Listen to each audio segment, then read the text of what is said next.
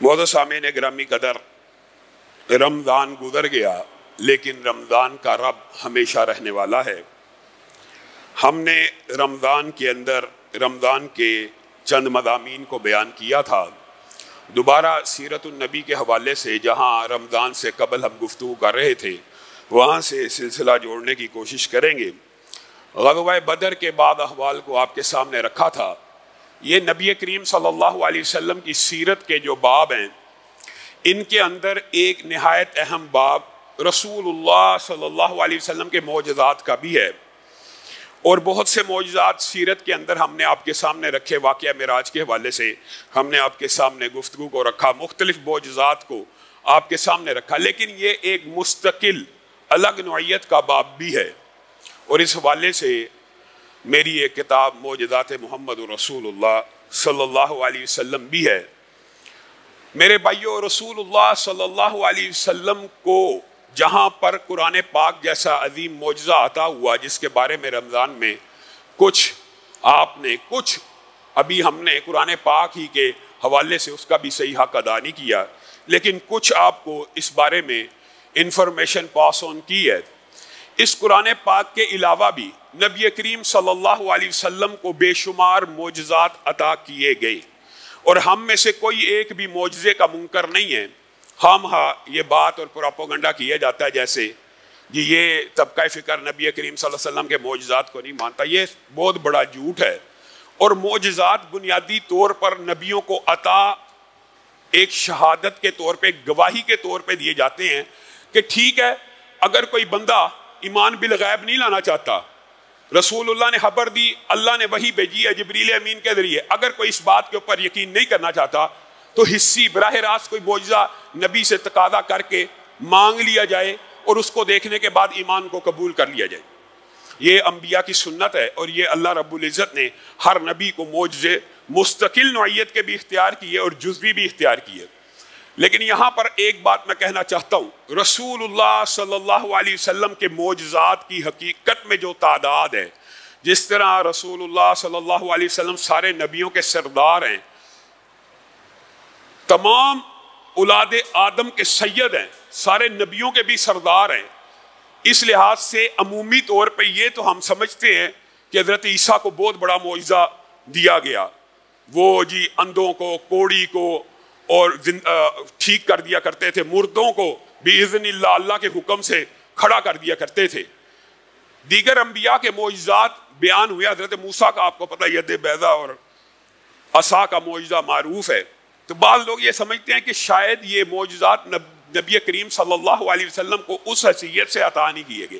یہ بات بھی اور یہ کنسیپٹ بھی غلط ہے۔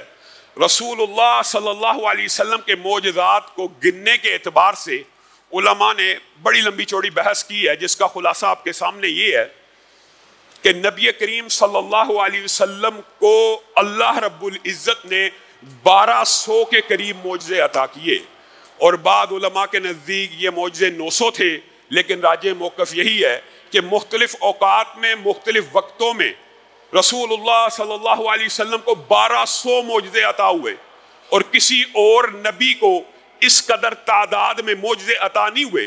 بنیادی طور پر رسول اللہ کی تبلیغ میں اور باقی نبیوں کی تبلیغ میں ایک جزوی فرق، ورنہ تو توحید کی، اسلام کی، ہر چیز کی تو جو نبیوں کی دعوت ہوتی ہے ایک جیسی ہے، لیکن بنیادی طور پہ رسول اللہ صلی اللہ علیہ وسلم نے معجزے کی بنیاد کے اوپر ایمان اور اسلام قبول کرنے کی دعوت جزوی طور پہ، باقی نبیوں سے یہ فرق ہے کہ اس بنیاد پہ نہیں دی۔ ہاں، کسی نے مطالبہ کر دیا تو معجزہ بپا کر بھی دیا، لیکن رسول اللہ صلی اللہ علیہ وسلم نے بنیادی طور پر جو دعوت دی ہے کہ میرے اوپر ایمان لے کے آؤ، میرے پہ یقین کرو کہ میرے پہ ایک فرشتہ آیا، وہ کس طرح دی ہے؟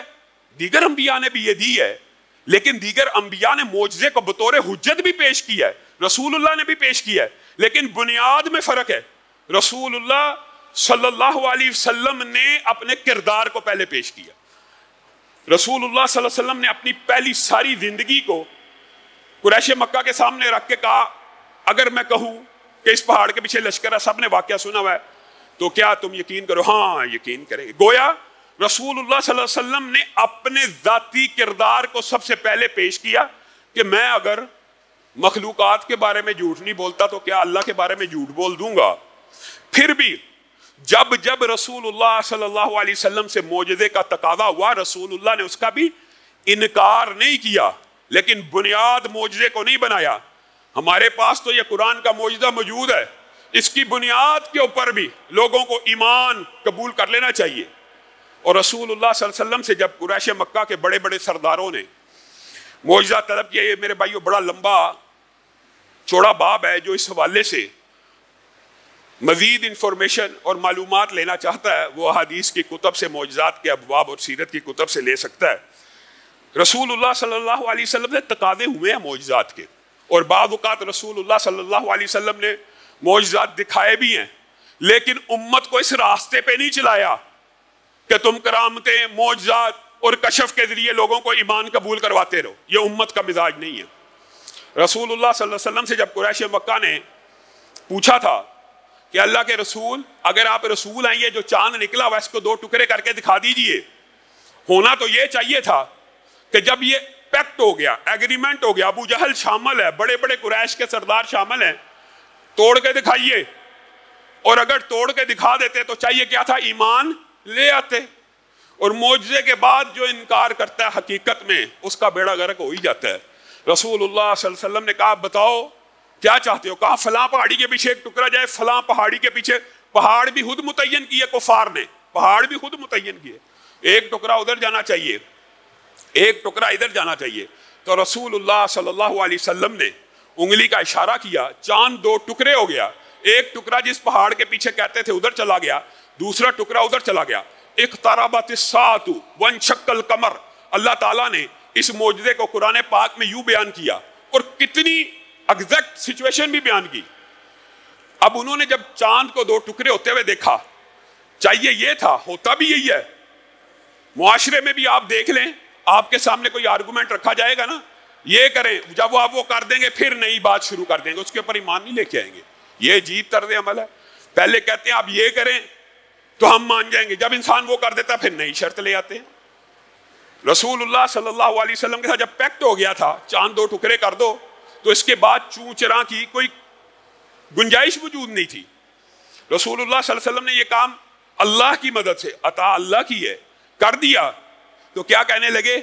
محمد صلی اللہ علیہ وسلم نے ہماری آنکھوں پہ جادو کر دیا، ہماری آنکھوں پہ جادو کر دیا۔ آنکھوں کو ملنے لگے، پانی کے چھینٹے مارے، آنکھوں کو کھول کھول کے دیکھنے لگے، چاند کا ایک ٹکڑا ادھر ہے ایک ٹکڑا ادھر ہے۔